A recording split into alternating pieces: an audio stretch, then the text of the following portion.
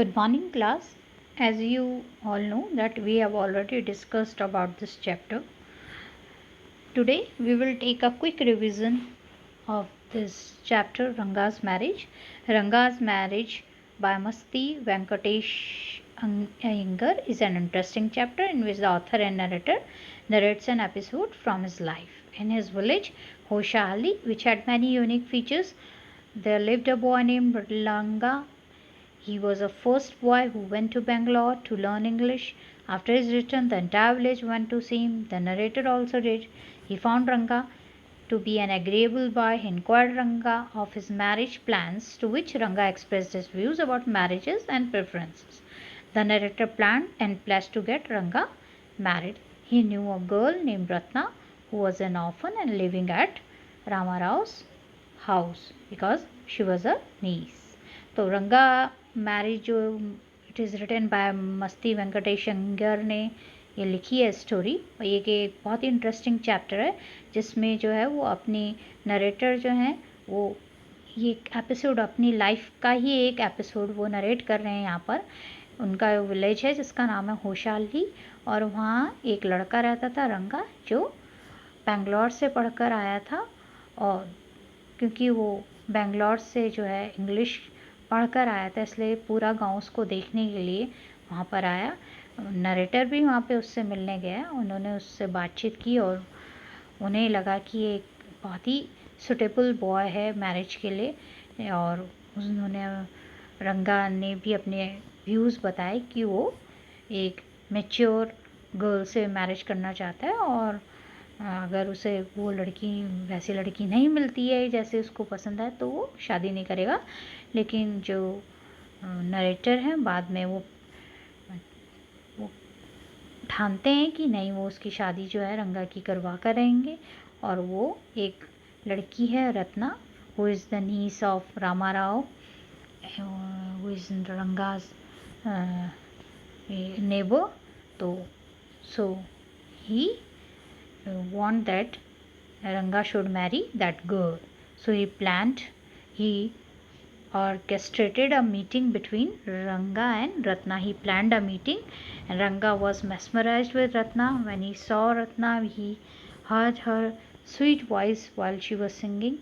So he accepted to marry that girl, and somehow the narrator now he took Shastri, the village astrologer's help. He taught him what he would have to say to Ranga when he would bring him to him. He cautioned Shastri that the meeting must look natural and not as a planned one, है ना।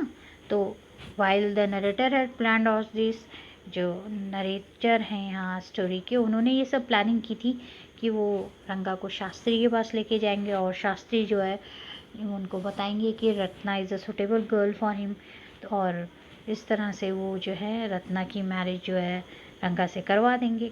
तो इसी तरह से शास्त्री भी उनके सामने बात करते हैं, है ना।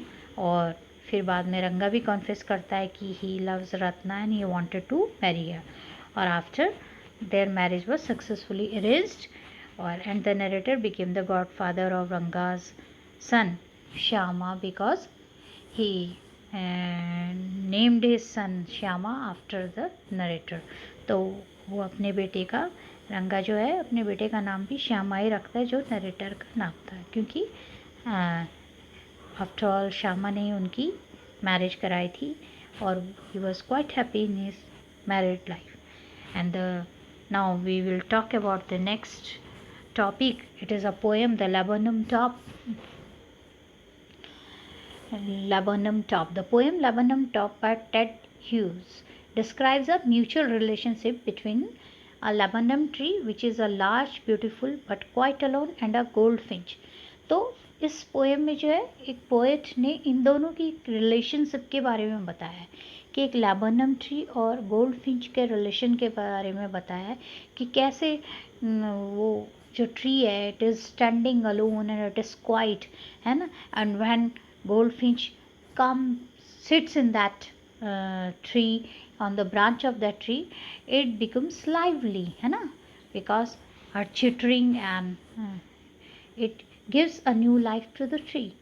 and when it goes away it again comes in the dead silence. तो ये जो रिलेशनशिप है लेबनम ट्री का और बर्ड का इसमें शो किया है ना.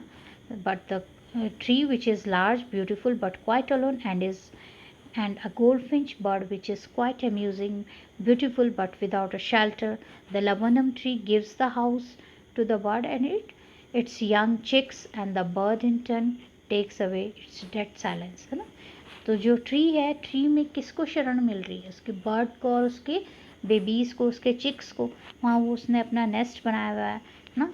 और उनके होने से, बर्ड और उसके चिक्स के होने से लैबनम ट्री की जो के अंदर जो लाइवलीनेस आती है और उसकी जो लोनलीनेस है वो सब ख़त्म हो जाती है. जो डेड साइलेंस है वो सब चला जाता है.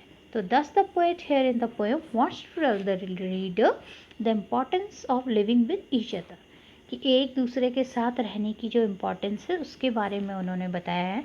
Every person has different capabilities and things. We should live with each other and always try to lend a helping hand. मतलब हमें एक साथ मिलके रहना चाहिए और मदद करनी चाहिए एक दूसरे की. तो इस तरह से एक लेबनम ट्री और एक गोल्ड फिंच का रिलेशनशिप को शो करते हुए उन्होंने यही बताया है कि हम लोगों को भी we should live with each other and always try to lend a helping hand. So this was the revision we did about these two topics, है ना. So hope you have understood all this.